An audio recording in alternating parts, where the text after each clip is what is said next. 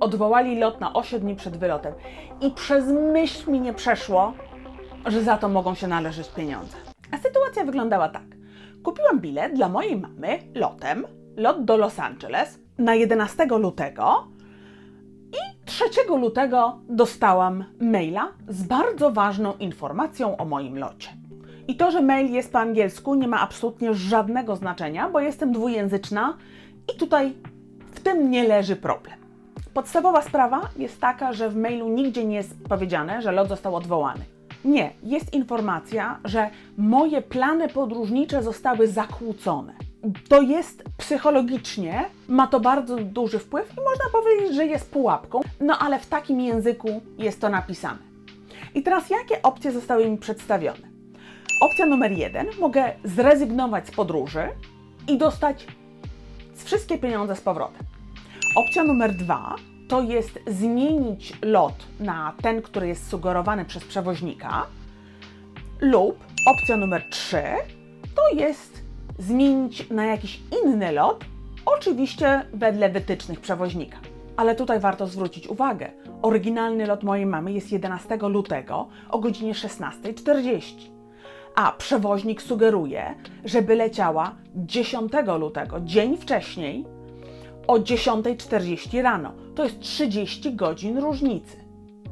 I jak wiadomo, w takich sytuacjach detale są ważne, ale jeszcze nie na tym etapie. Ponieważ nagrywam filmy na YouTube, myślę sobie, zrobię rzut ekranu, nagram cały ten proces, może zrobię z tego film, może się komuś przyda, jak przejść przez taką zmianę rezerwacji, jeżeli nigdy tego nie robię. Moja mama nie zdecydowała się na lot dzień wcześniej, doszła do wniosku, że ona woli lecieć 2 dni później. Cały proces zmiany rezerwacji absolutnie bezproblemowy. Po prostu wchodząc przez link z maila, w kilka minut cała sprawa została załatwiona. Ba, nawet moja mama miała to samo miejsce w tym nowym locie, które miała w oryginalnym. No po prostu żyć, nie umierać, rezerwacja zmieniona, sprawa zakończona. Ale minęły 2 dni i myślę sobie, no dobra, no to warto by obrobić te materiały, które nagrałam i wrzucić to na YouTube'a, no może się komuś przyda. A że eksperymentuję z AI, więc opisałam całą sytuację w AI i powiedziałam, a teraz przygotuj mi zarys scenariusza filmu, żebym wiedziała, o czym mówić. I co? I przygotował. I ten ostatni punkt. I myślę sobie, matko jedyna, ty babo. No bo o czym to jest? Moje prawa jako pasażer, no w tym wypadku mojej mamy, i odszkodowanie. Odszkodowanie. A ja, jakie odszkodowanie? Tu się należy odszkodowanie? Dla mnie odszkodowanie kojarzy się z tym, że pokazuje się na lotnisku, a mojego lotu nie ma. Że jest to nagłe odwołanie. To jest coś, co się wydarza w dniu podróży.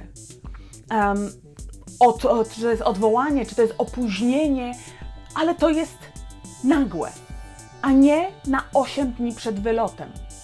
Po prostu do głowy mi nie przyszło, bo pomimo i tego, iż dużo podróżuję, miałam to tak głęboko w sobie zakodowane i zakładam, że nie jestem jedyna. A do tego wszystkiego, no przecież dostałam nowy lot i była opcja zwrotu z pełną refundacją. A bilet, który kupowałam, był płatne zmiany i w ogóle brak refundacji. Więc przez głowę mi to nie przeszło. I zakładam się, że bardzo wielu osobom mają bardzo podobne skojarzenia jak ja.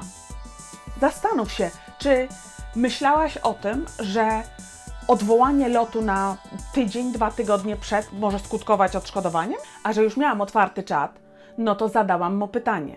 A jakie są moje prawa do odszkodowania w tym wypadku? No i AI mi odpisał, że odszkodowanie należy się, jeżeli odwołanie lotu jest 14 dni przed wylotem, do 14 dni, i jeżeli został zaproponowany nowy lot, to wylatuje on 2 godziny, w przeciągu 2 godzin od oryginalnego i dociera na miejsce w przeciągu 4 godzin od oryginalnego lotu.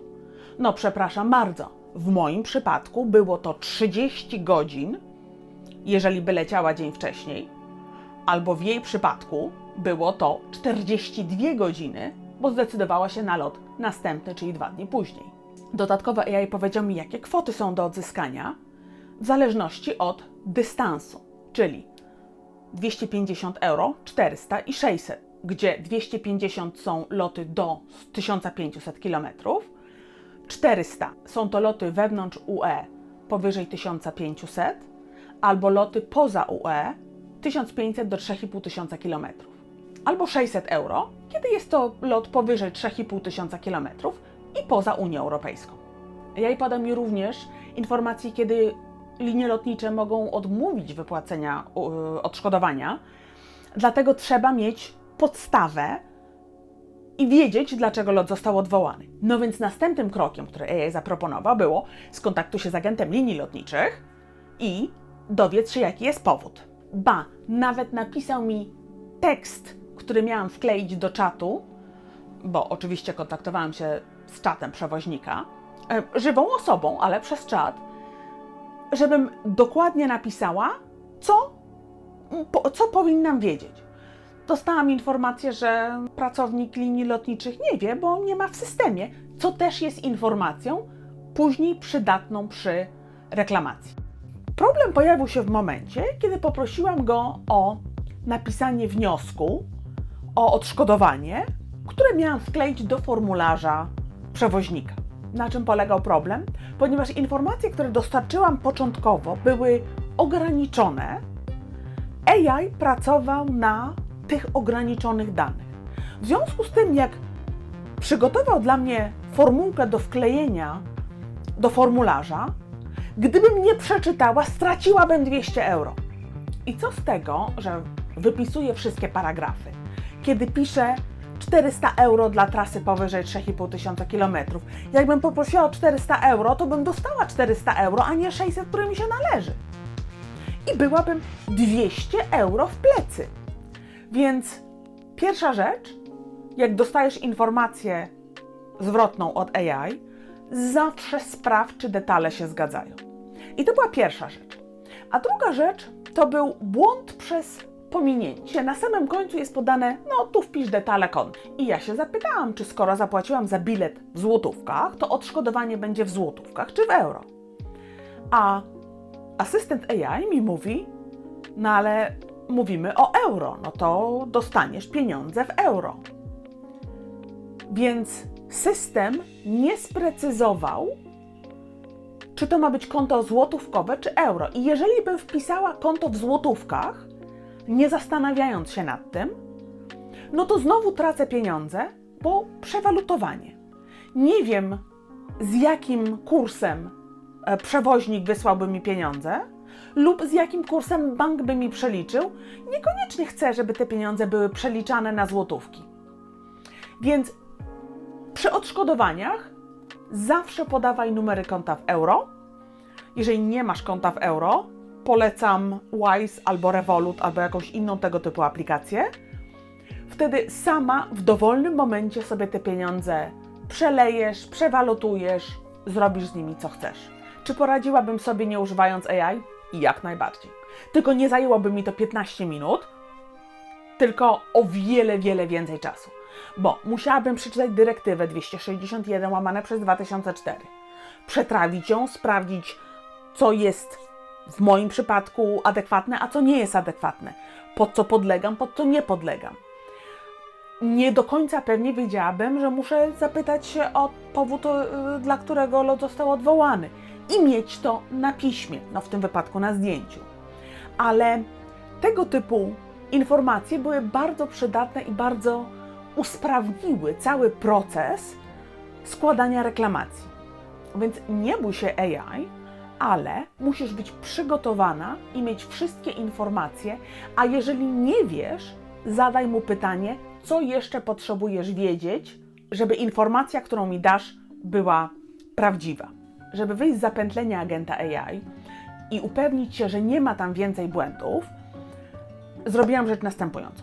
Otworzyłam sobie nowy czat z AI-em, opisałam całą sytuację, krok po kroku, no bo już mniej więcej wiedziałam, o co chodzi, z podaniem numerów lotów, z alternatywą, jaka została mi dana, z moją opcją. wszystko dokładnie przedstawiłam w AI i kazałam mu napisać wniosek o odszkodowanie. I porównując go do starego wniosku, z pierwszego podejścia, no jest on jednak trochę inny. Ale przeszłam przez te wszystkie kroki, żeby się upewnić, że tym razem nie będzie błędów i mój wniosek nie będzie odrzucony.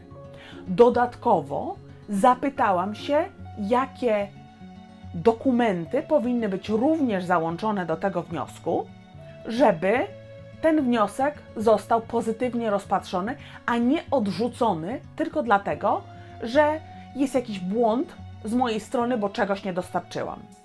Podsumowując, mail, który dostałam od przewoźnika, był tak skonstruowany, żebym była szczęśliwa, że mogę dostać pieniądze albo bezpłatnie zmieniają mi lot. Tam nie było nic, nigdzie, a przeczytałam mail 3 razy, żeby się upewnić, na temat odszkodowania. Dlatego mój moment aha nastąpił dopiero w momencie, kiedy próbowałam zrobić film na ten temat. Więc jeśli byłeś w podobnej sytuacji, że odwołali Ci lot na tydzień do 2 tygodni przed wylotem, odszkodowanie może Ci się należeć. Sprawdź, bo masz na to rok od oryginalnej daty wylotu na złożenie reklamacji i być może też Ci się należą pieniądze. Jeżeli podobał Ci się ten film, to ten również może Ci się spodobać. Do zobaczenia! Bo dyrektora... Ponieważ nagrywam firmy nie nagrywam. Kupiłam bilet. Nie kupiłam bidetu.